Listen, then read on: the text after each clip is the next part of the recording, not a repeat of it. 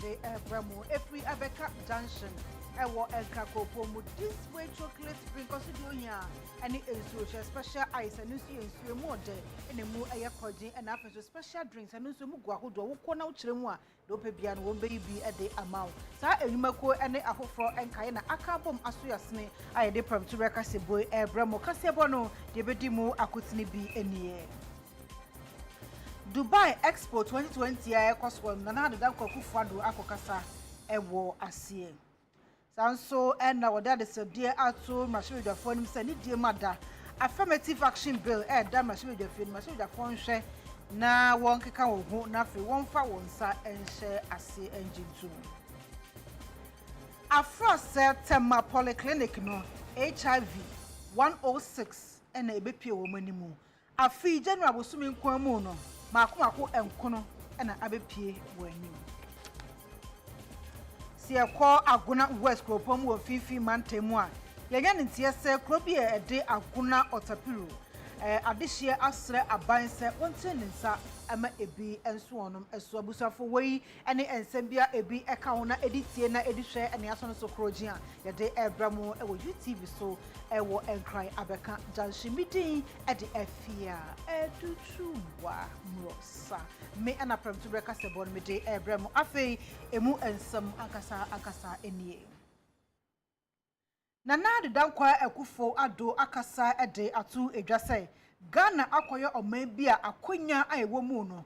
akono enika yepa enu ntino wo se ya krado nso ebia tabamu se yepe enuma business pe mu odu aye when wagina so de ato obi bia wo pese wo de ne dwatire eba Ghana ha se ni die mada ebebo ne yepa enu nti won tonko so wo de sansem wetu dwa e Dubai Expo 2020 no ase Our engagement at the Expo is themed on opportunity because we are a nation of unquestionably attractive opportunities. Indeed, prior to the onset of COVID-19, Ghana in 2017, 2018, and 2019, that is during my first term in office, recorded annual average GDP growth rates of 7%, making our economy one of the fastest growing in the world at the time. Today, we are the safest country in West Africa. We are the largest recipient of foreign direct investment in West Africa. We are ranked third in the Ease of Doing Business Index in West Africa.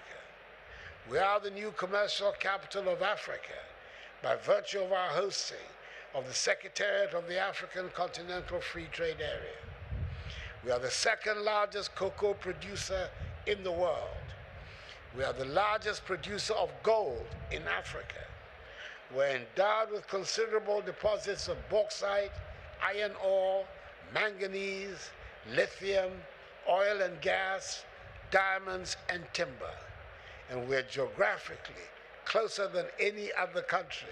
to the center of the planet. We are a country where investments are secure and protected under a governance system where an independent judiciary upholds the rule of law and respect for private property rights. Ghana is ready for business. Ghana is a land of opportunity for private capital, which has taken it upon herself to build a business-friendly economy that will enable her get to the stage where she will help her build an optimistic, self-confident, and prosperous nation. I invite all of you to visit the Ghana Pavilion in the Opportunity District for a taste of Ghana's hospitality, characterized by the nutritious chocolate made from Ghana's premium cocoa, the display of Ghana's rich socio-cultural heritage, and the exploration of the numerous investment opportunities. It is an exciting time for us, and we welcome you to join us in this journey as we are determined to deepen the already warm relations that exist between our two countries. And we once again reiterate our gratitude for the opportunity to come here to showcase our country at this magnificent Expo Dubai 2020. Oswafo be de achira wo hwe adwadie ensam so ene adwadifo ema ahia abonkomo. Ene ye na mmea ni hyema enye bone na yenim se ye ka small scale cross border trade no ye de batwi ma se kire won a edi graffiti manga I say gwadifo wokokwan so a wokra na emafi nkronkron a eben yen ne ade ne de bat se won edi gwa de ko within West Africa ne Lumi nom ne won e ko Lumi won e ko Abidjan won e ko Burkina won e ko Lagos yen sa small scale cross border trade no ye hene ma e ha won a e bebre enso ye hwe nwuma wo ye enso a e akesepa won dwetri ayen kwanim ti se yen merima ne de no e bo mu bebre na nso nhye da nim trade policies no ne at opportunities crampa and kbia elder baby a wobetimi anya no won bebre nim na won atimi capitalize on it na ye hwe security threat aya time a what take care ma woko ene bia obeti baby wo honoma na esi wo honoma ni nyina no aya na emma wo ye indefensible nti ene ye program ya ye no ye re nda ye de edikan de atugasa ye ba be si abonten na ye mmie ya edigwa nkakra a ni nyina no eba e de bo mangi ne bo awon ankasa won ho no ye ne won ba be din komo na emwa bia abang betimi di abo awon opportunities bia e wo within your ministry na wo betimi take advantage of it no ye timi acheche won mu no won atimi take advantage of it na emu bebre wo ho no ma na won business na wo ye no won register nti ebi wo ho no ma akwanya bi ba say grant bi aba na say gwadifo insatimi so bi mu a enam so on register na adwuma no ye nti no wo de nishim bia na ye difficult ebi nso wo ho no ma adwuma no ye nankasa no so obehye da atena se no asese se eyi ekonese ana se ekonese no ontimi nye ne sa nti aya na ebia onhu adwuma no ye no so okonanimu so okonachio nti mpempi no wo ha obete se oka midwetri nyina ahye ni nyina ye niema nketenkete a ese yetimi boa won na wotimi kabom na boa ma won adwuma ne konanim no ena elake Se ko CPP amanyoko ni opanyi oboaboa ema edom ano hajia Sule Futa wakasa de atu edwase kubeyi apasem na hwebedwafo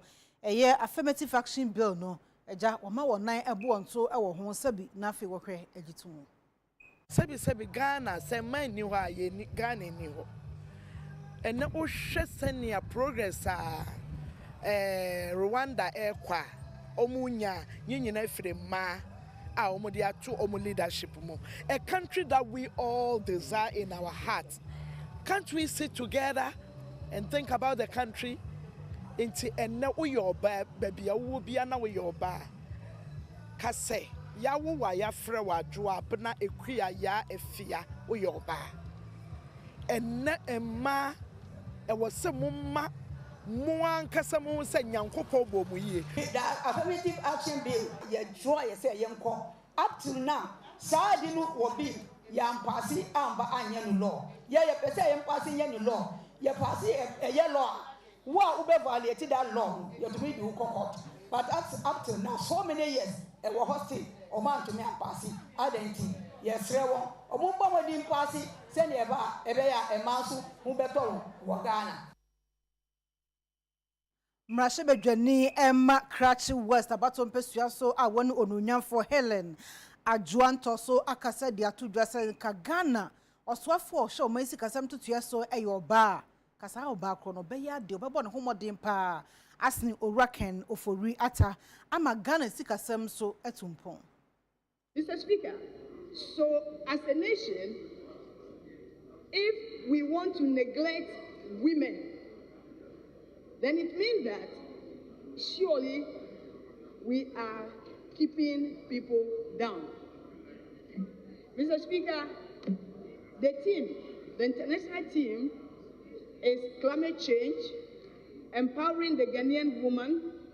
for a sustainable tomorrow. Mr. Speaker, most of our women are into farming, especially in rice farming. We're talking about climate change here. Mr. Speaker, if we want a sustainable tomorrow, then it means that we have to try as much as possible as a nation, Mr. Speaker, to be able to mitigate and to be able to adapt. So therefore, there's a need for us as a country to sensitize our women, especially who are into farming, in climate change adaptation. Mr. Speaker, I dare to say that when women are in positions, Mr. Speaker, I dare to say that they do better than the men. Mr. Speaker, I also dare to say that if the finance minister were a woman, we will not find ourselves in this situation that we find ourselves in. I dare to say that, Mr. Speaker. Mr. Speaker, so in short, what I'm saying is that women, we can perform, we can do better at times when we are put in certain positions. So in the next NDC government, I am advocating that the defense minister should be a woman. The minister for defense should be a woman. The minister for interior should be a woman. The finance minister should be a woman. So that Ghana will move forward in the right direction. Mr. Speaker, as we celebrate the International Women's Day, I'd like to take this opportunity to salute the 40 women in Parliament who, out of all odds, have fought very well to be representatives of the people. I salute them, including myself. That is dear atu Ghana aban enim say wonye from dear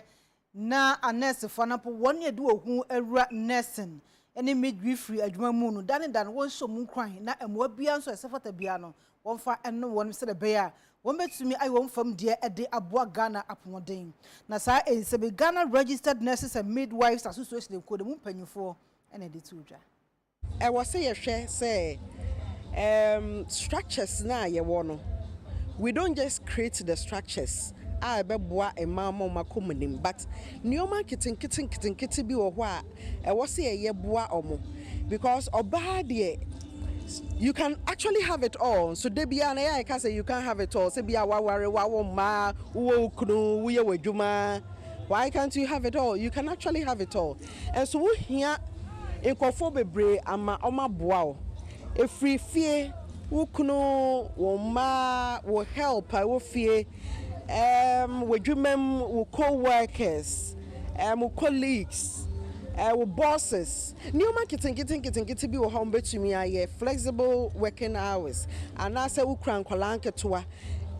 if your work can admit you to work from home, why not? And the COVID actually nyoma bebre. It is how new marketing getting the bit to me aboa obi pe kwan akwa kosia de o steady leave with pay.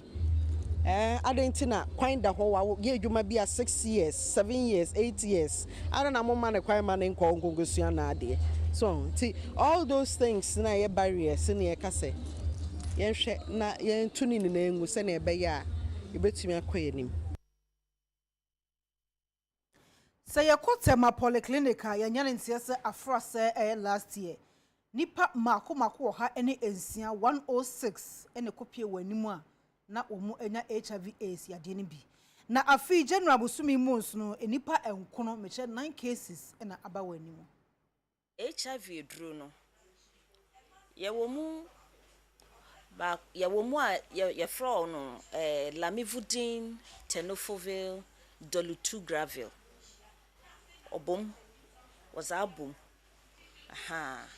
na wonoma in fact omo hona pomuzin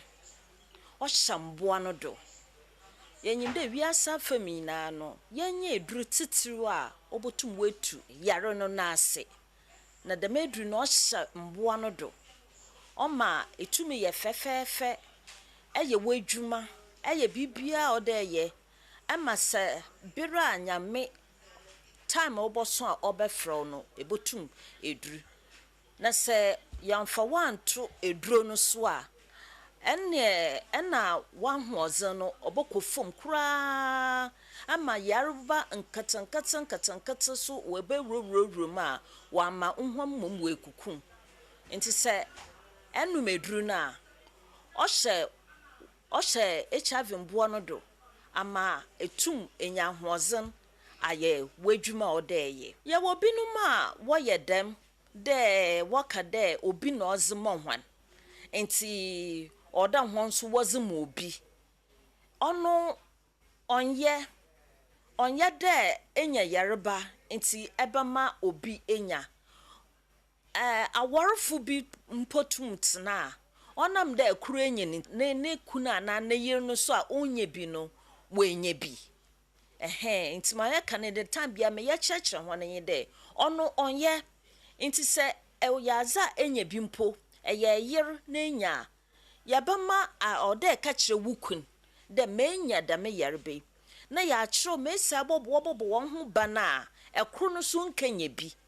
even se wo peda wo wumpo a ya kire mesi wo ba ya wo bowo ekru no so nkanye bi because edru na dadra oma yarba no nano brase besia ebotuma awo na wo banmpo nkanye bi oya me dode ye baka de hene abata no fum besia fa wo ye munyina na woda ho na edrudu wonum ho na edru no pepepe no wotie nkyerɛkyerɛ ye kyerɛkyerɛ no wonyina wo fo won ho wo fo won ba na ye test mba no so a mba no ye 100% a wonya yarba ni bi. Commission show make quite bring to a forestry commission. One ade atudwa se wo hwe kwan se afi won bedua enua makumaku 1.2 million. 20 million trees enuamba makumaku 20 wo Ghana ina. Na eja forest ye cheche no. Bono memu hade yende ye 1.2 million. Ye bom modern se yen so ye bekekan ye ho na sa 1.2 million no yatra. Ye Sunyani district Aisha forestry aseno omo target here 600,000 seedlings. Now Doma forestry side also so there 400,000. Now yeah regional office and so any minimum staff yen target here 200,000. Na nina buma 1.2 million. Near bomb modern say ebedu wono na ya tra cry do 1.5 million cry na yatra na ina ya bomode na ya achieve 20 million na Ghana dia to yan so say ye bedua no last year ye dua bi last year na nka say ye dua last year na target ye 200,000 na ye keka no ye try ye call 600,000 ewo bono mamu ina na America kra betwam ya tumpasa akọ ina ehu se nnua no bebre na ayeye large dia ebemben yen ne nia yakohu bebre ayeye a ejirengina ho a nsuo kakra ato agusui ni na ahyase enyini promprom enti nnua na yedua afia besin kwede ni na bebre ayeye Oswafo be de kire a wo hwe ensase ene emunipa so eba mining so a ehun sensem nyinada ede na bamu eyononyafo mreku duka wakasa de ato mining fo nyanim se dwuma wo mo ye no wo ma ehun ente na afi emra ewo nyina so mfa nya adwuma ne betumi aboa ama mining adwuma no ene die ene obuo etumi abam na afi so age no atena ho yie pa. Ghana Chamber of Mines omabe yenhyiemudie ebi ewo Kumase a omo ede kyerɛkyerɛ kwan pa ebetuma fa so a agudie yebetuma tu no kwan papa so mfaso a ebenya afrim ne nyina ya ade a etimi eboa pa eno na Deputy Minister for Lands and Natural Resources a wono na in charge of mining onmonyamfo mrekuduka ebepiem a wokasa en wo kyerɛ sɛ yetu agudie a yetu no kwan papa so no eboa ema o mine nye sika eboa ema omo ye no so no omabrabo etimi esesa wo sɛ emra Ghana ye pesika ama economy na etimi gyina na kwan so no na wɔse yɛfa kwan papa so edi tu agudie ɛno nti ɛna Ghana man panyini wɔyɛ nhyehyɛeɛ sɛ yɛbɛyɛ community mining nti sɛ yɛfa kwan pa so etu agudie a de sika kɔkɔɔ no ɛkɔ amanɔne a nkrataa da ho a ɔman no so ebenya mu esika so wɔn wɔ kɔn enyim ana yɛn nso so yɛ kɔ yɛn enyim as a ministry and as a country it is important there you encourage one to put themselves together and collaborate well with the ministry. What impact, what economy, no, huge. Mining, I mean, it will affect the economy of this country. In see, or a day, you're mining responsibly and professionally, or very important. On internet, you put all of them together. Now you organize one well for the community mining. So what we are doing there, you to me, you be our friend operational guide. Say. Answer na benya bibi of community mining or there in a copy of the operational guide or bachelor there or there or concession I don't know in a clinic or hall in your office or hall in your permits from Minerals Commission. If you so you be your friend audit so there you pay you large scale mining companies now small scale mining companies in no you who one how na ma aban botuma ya abo hon na yenya a very formidable mining industry. Sunday yenyina na ye omana bom. Nti beda chamber for ase wo anamana wo tu was aboa Ghana. Titru mponye kwana wo fado wo organize wo ho abra apiate incident no so see no. In fact they've been with the ministry all the time. Nti going forward nso no wa man assurance the wonja no hara into oya adusuade eno achi no otitureni edema chamber of mines owura Eric Esubonten ono so ekasai ekirekire enema mu sei. We don't want the Afia incident to happen again, and we think the only way we can be able to do that is to learn the lessons from it. But what would be even more important is that we get full disclosure or a full release of the outcomes of the investigations or the investigation reports so that we can all grasp the full lessons that come out of those investigations. Enrada da ponda kase pa edema ewiase ma nyina na enya samketua na eye International Women's Day enam so amapu mantam ema wonum ehye ho fakase na enya samketua kra wogina so ede wade hiade mpo etudwa. Mmea ne mofra ye nipa nyame bo ye yie efisa sa wo sho berima wo fie ni ye na obia kra nka wo wura fi ni mu a utumi hu se obi ni ho adase sabi nipa kra ntifio so bia wo fie a apra nema wo apepa ani bebre na me aye obia banyem obetruba obeko gwaso obaba be ye aduan enso na mmarima ni bi ebinum o wotete kwampani ase omwa obia no mpo na disanso a enyina ye ni tua enti mesre ena eye mmia da no mesre mpanyifo a maba wa ha anase mmia ye wa ha moma ye nkeka ye ho se aduma bi na beba anase program bi na beba mpo na wodi mo bia obeka se oh na me de ena me ma no meja won fie na dabi moma ye nkunko ye nim moma ye mpem nko ye nim aye danyara ye bedu ya sa na merima na ja ye nwaji wakwa no waja ye nso mia timi ya de bebre ana uko police amia wo ho a doctor fompa ifu bebre ya mia a soja fo bebre ya mia enti besre ya nanom moma ye nso ye mamia nim yesi we dia ye mema adwuma fufuwo ye mema adwuma kwan ye ema adwuma we no nyina ne ye bo modern se ye be trechre ne ye yi stereotypes na every ho se ne be ye ye ema no ye wo fia ye mama mpo ye be kire mo se ne ye efia ade e na oban so nya kwanya se obaye mfidie mu adwuma bibi nsi no kwan bibiara ensi ne kwan enti Amnesty International ema fepo no ye mbota ne se ye nam human rights education nipa papari yo nim dia so e be chire se ne be ya ye nyina ye be gina brane na nea ɛsi yɛ bia yɛ ɛna afei nso yɛtumi sɛ awie mmerɛ so ana mmerɛ a yɛwɔ mu mprempren mmerɛ a yɛwɔ mu ɛyɛ akansie kɛseɛ na saa akansie no nso kɔ etia ɛmaa na sɛnea ɛbɛa ɛmaa nso bɛbɔ wɔn abɔsoɔ waka na wɔn asɔre ɛto anamɔn ɛde nkonimdi aba ɛno ne amnesty ɛmaa fɛpo yɛbotae na nea meka ne sɛ ewiase mmaa nyinaa no woyɛ ɔbaa na wogye position a ɛsane sɛ ɛnka ntete na adwen bi wɔ hɔ sɛ ɔbaa deɛ ɛsɛ sɛ yɛde ne hyɛ agya de nti no ɛnɛ sɛ wogye position na mmarima ne hyɛ wase a na ɔmpɛ sɛ ɔmo intimidate wo meka kyerɛ ɔbaa bia sɛ mmarima ɔbaa bi ama barima bi a nyɛ den intimidate no ɛfi sɛ ɔbaa so adwuma mu sɛ ɔyɛ a ɔyɛ ne yie wo discussion ɔbaa nsa ɔhwɛ so yie kɔsi sɛ ade ne baabi kɔ ɛsɛ sɛ ɛfa no ɛfa because ɛmaa ma abadaa na nyame de to yɛn yie mu no ɛso nti tem bia nneɛma yɛn nkwa na yɛden yɛyɛ nti ɔbaa bia a wokita position ɛfa Ghana ne nafa na nyinaa bɛsi municipality mu kɔsi wiase nyinaa no deɛ mepɛ sɛ meka kyerɛ ɔbaa bia sɛ may allow intimidation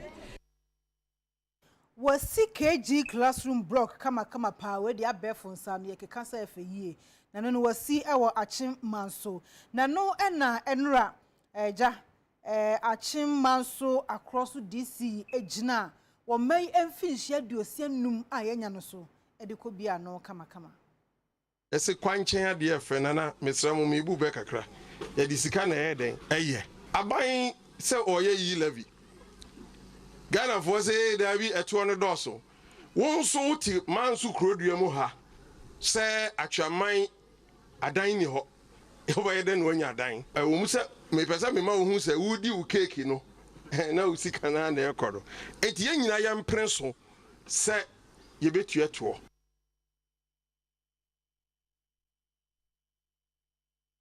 e11 year be mo nyina ye nka mom ena wo kɔ ohonoma me si ICT center ne library ya boso ye di ni aguso a check akra adan ye fa chance ngoso me nyina yiska ya enti ye pese ye hye mo boss e kwan bia so yebeye enya akase yebeye no de yebeye MP ni DC edamase ye ne obe bia na asabio amanfo be kanfo enye den a nipa be kansem ugwa no onim ne ekoso no onim ne ekoso ne kwan bia so no ono wonka papa ma na adwuma de me hu se mo abɔ adwuma me gina me minister education minister and me director general aba me regional director so ene me director team penifo wo mu nyina nem e de aseda afa honorable MP honorable DC nana enom eso e de ama bi kura aka eye contractor oye adwuman e de ama nanado ene na ban se enso so omotiche eye national cake no oka yenso manso fo na adefefa ye ne hunu yensaka Ausan for yet to akase bono eso what are the sadia to aban enemy say ni dear ma danjumaku a wode wo ho ahye clean energy stove mu no bonhwe and support wo mu Esentrefo nhemu ekoso no na Priscilla Dogo ahiada echechensemu ede kire ese se na ben no my Ghana ndua ne yakwaya yebu ede soja na ejanso ye beso no na husie kumo ebetu akɔwiem na ma wiem bobre ebesesa na afie sunsunsuaso no ewiase nyina ene ebeku yenti no na ama South Korea ban ede sika botin be $5.5 million ede abaso my Ghana yenhwe na stove anase cropot yedi bidie na eso no my Ghana yentumi nya be 500,000 na yenche emankurase ahodo na eno no ohwe ni musa nipa be 1.8 million onsa ebeka bi ebi mu kra do so monte se aban chiche clean cook stove it catch aban say onhye mukina normal like it should go into the inner towns omanenko nkrankrase because ehun so omono all they will need to do is to just use less of charcoal na omu use so and our face you say other CSOs should take this up because emma enwuhia emma pomodin so muhia omuno mu yedwane mayedi it is omunya pomodin ano mbe nwe dwane papa mayedi They should like take this up as a serious matter because the lifestyle or the livelihood of women or the health implications on air pollution is very serious, and the implication on women are very serious. As Ghana's nationally determined contributions stated clearly or states clearly that in 2030 they would want to increase the penetration of the clean cook stoves to 3 million. And then we are here advocating that if it's possible, we increase the numbers as well. And as clean household energy also contributes one way or the other to global emissions, we also advocate or we also employ other stakeholders, CSOs, and then private institutions to look at how we can improve and innovate around clean household energy. Lastly, the focus should also be on the health and then the environmental implications on using the old methods of cooking as well.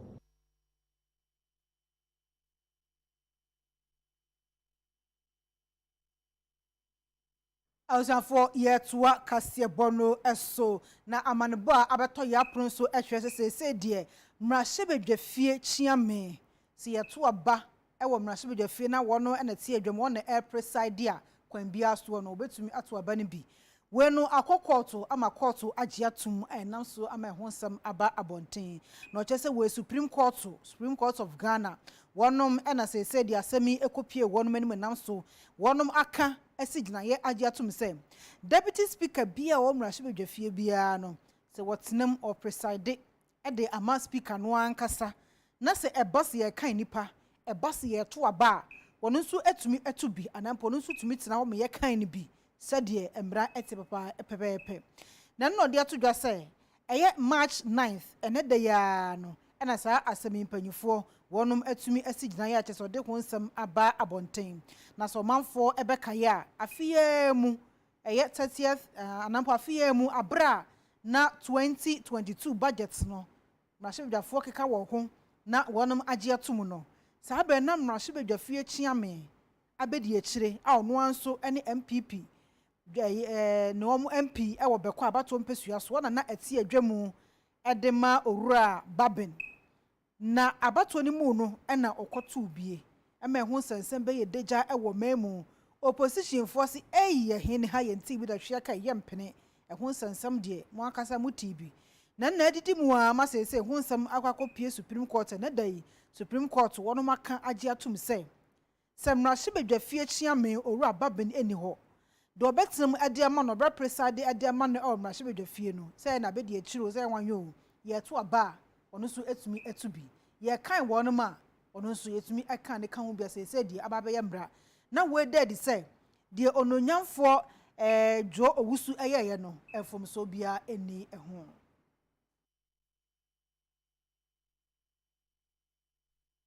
Yet wakasie bono eso mrahye bedwani ema ogwa south a woni ononyamfo kwaku Ricketts Hagan wakasa de ato senate fo anim se ni di mada gina yisie bia wono masisa wono beton mo long term assets no wo mo hwe entwensan. Mr. Speaker, in recent publication by SNEC advertised that it's looking to sell off all of SNEC-owned hotels to a strategic partner. These hotels are Labadi Beach Hotel, La Palm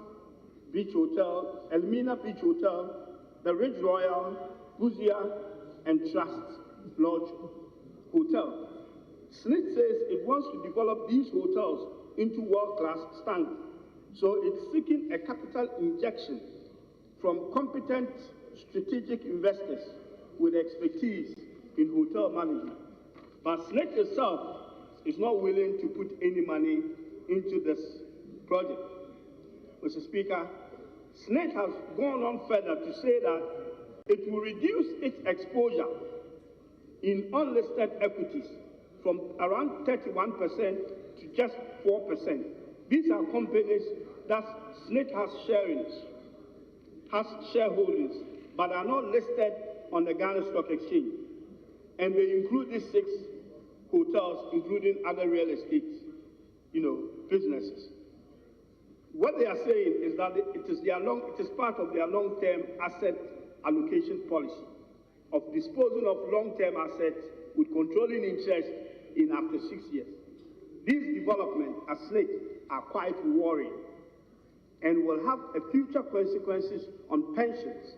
and it must be of concern to all of us. These assets are the jewel in the crown of SNIC portfolio of investment.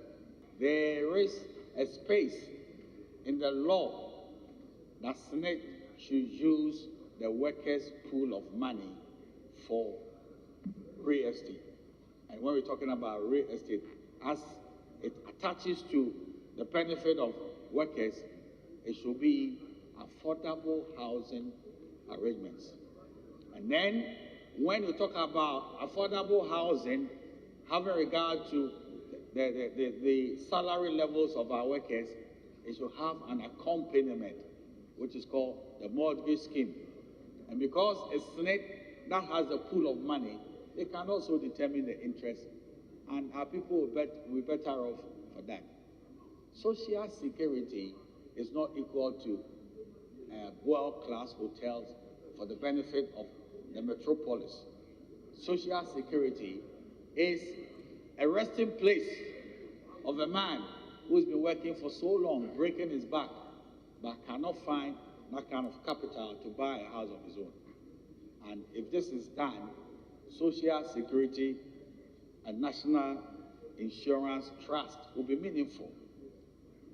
It will be consistent with the need of the contributors, and then Ghana will be better off for it.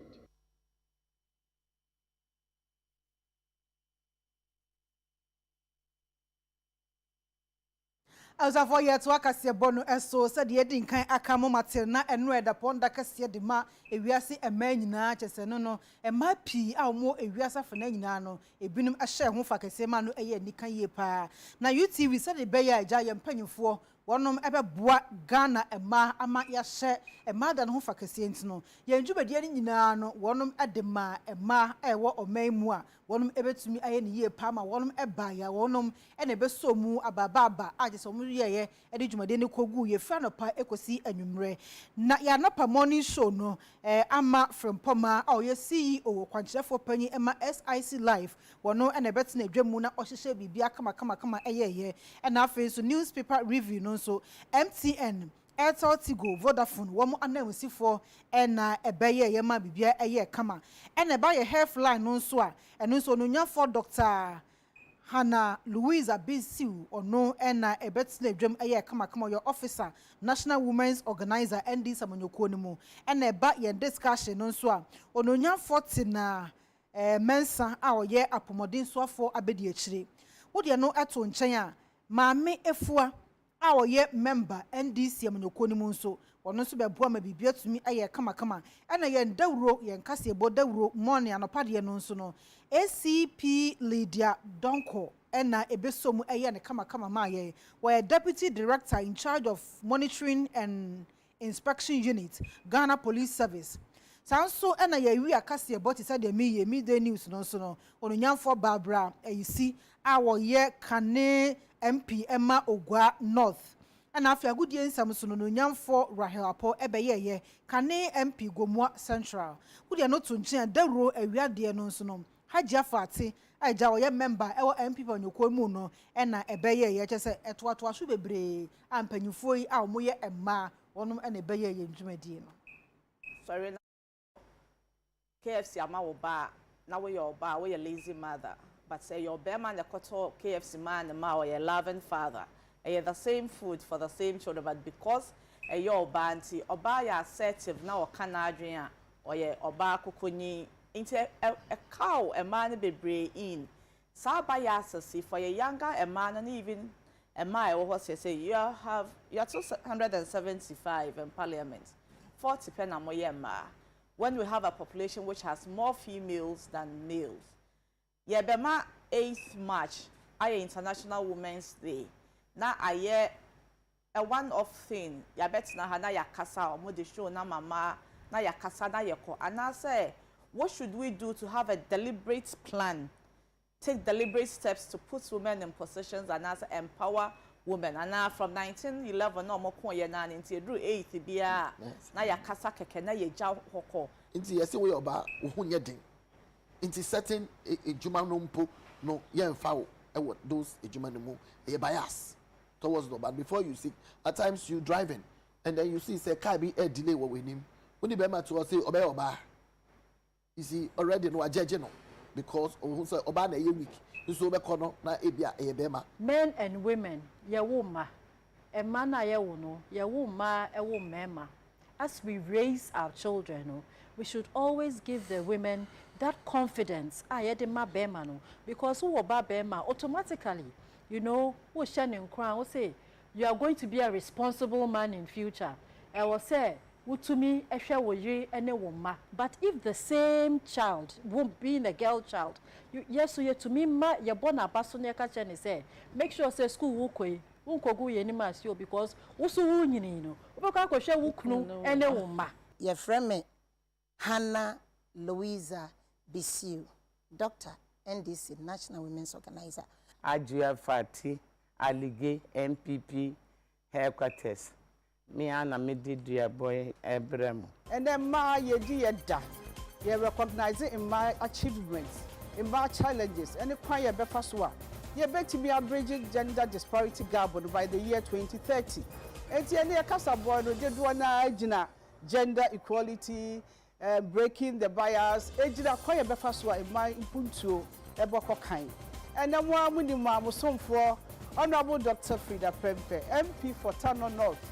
mainstream or Hafo. And then I imagine Meja, UTV, Casabo, and the platform case. We are winning aha. Eh, baby, I do a sports segment. It's a befa ya boa for kakra, ya boa for muso ya specialized drinking water and this way chocolate drink. You see the ohiani sushi. O steli ya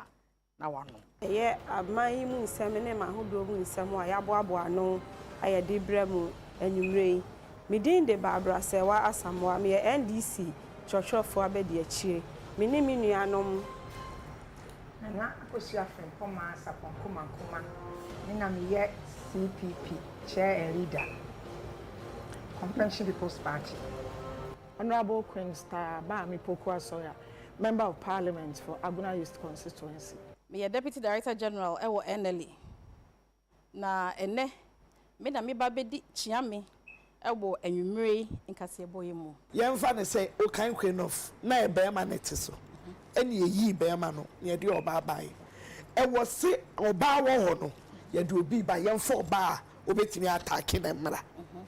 All the parties should bring a woman. Siba ye aboye mpa aboye inti wo house girl kra unya bi yeso mu na ko sa unya bi eboa enne na wo ke upra enne upra abayo enne wo na pamade na eyi o ka cho say look the breba at least enye kwa we the basic education and son na wo ba inti no ewo mu say enna yesi ti as say you cannot totally scrap anything